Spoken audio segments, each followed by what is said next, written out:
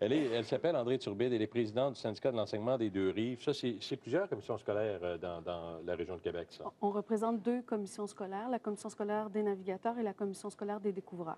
Puis, gars, c'est pas, vous êtes, gars, vos gens, vos collègues, les profs sont tous gentils, mais il arrive particulièrement dans ces commissions scolaires-là, en tout cas pour certaines d'entre elles, des cas où il y a des profs qui devront encore faire face à la justice dans des histoires où on parlera en tout cas, d'utilisation de la force raisonnable ou pas, mais en tout cas, c'est arrivé chez vous. Oui, c'est arrivé dans une des 2 commissions scolaires particulièrement. Là, on a des enseignants qui ont à vivre ce dur calvaire-là, si on peut le nommer comme ça, de faire face à la justice au moment où ils exerçaient leur profession, c'est-à-dire on sait que l'enseignant doit superviser les élèves qui sont sous sa responsabilité et assurer l'encadrement. Et l'encadrement, bien, c'est la discipline. Alors eux, ces enseignants-là, pensaient exercer leur métier. Ils s'en allaient pas, pour aller avec votre autre sujet avant, ils n'ont pas bu et ils ont pris le volant en état d'ébriété, ils n'ont pas braqué une banque, ils n'ont pas dévalisé une maison. Ça, quand on fait ça, on sait qu'on déroge aux lois et qu'on risque d'être accusé. Eux, ils sont allés faire leur travail d'enseignant, où ils devaient maintenir un climat sain pour l'apprentissage de tous les élèves et où ils ont eu à sévir contre des élèves qui ne respectaient pas ces règlements-là. Et ils sont poursuivis au criminel. Ça détruit des vies, ça, M. Paradis.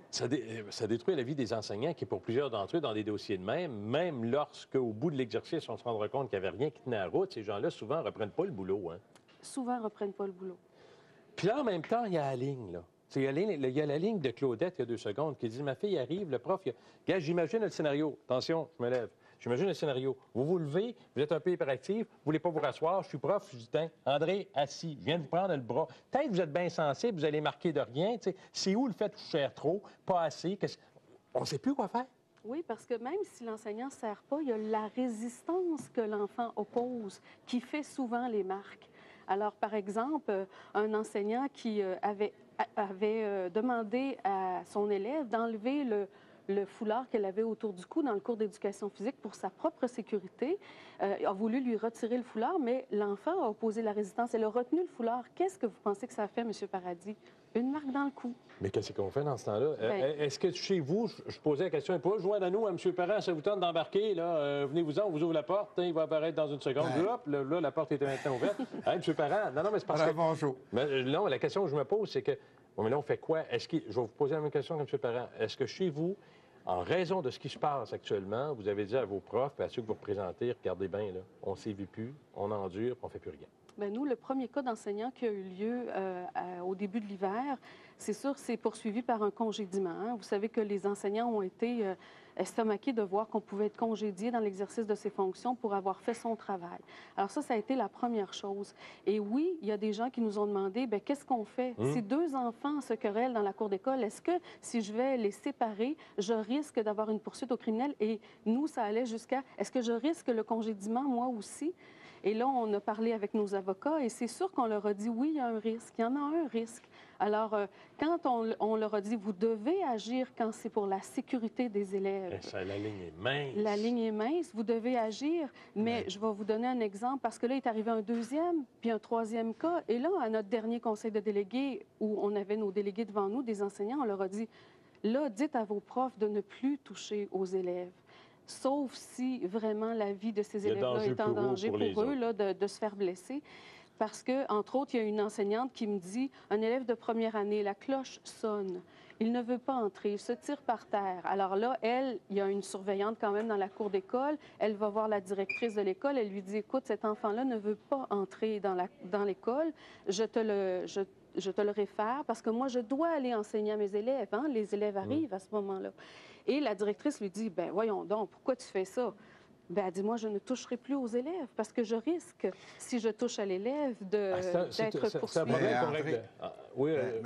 Mais André touche, là, je dirais, le cœur de la problématique. Moi, il m'apparaît important qu'on puisse établir, je dirais, une procédure, un processus. Dans l'établissement, il devrait avoir une espèce de code de conduite, un code d'éthique, des directives claires qui font en sorte que chez l'ensemble du personnel, chez le personnel de la direction, chez les élèves, on sait ce qui est de l'ordre, je dirais, de la bonne conduite de l'école. Dans le moment, je trouve ça, puis je pense que le syndicat de l'enseignement joue de prudence, puis dans le contexte de ce qui est vécu par le syndicat, c'est très correct.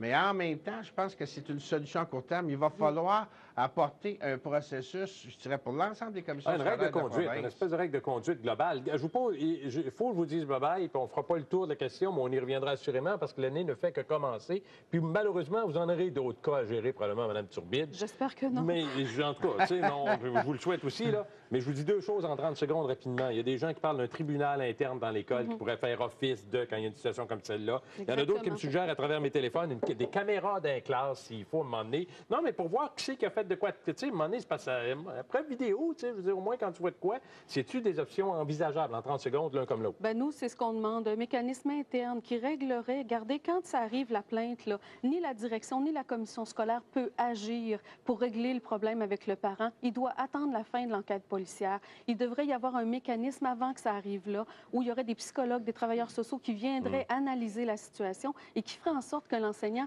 se sentirait soutenu et appuyé, pas condamné et accusé. Tout est à faire. Caméra dans les écoles, 15 secondes, Régent Parent, ça a-tu de l'allure, non?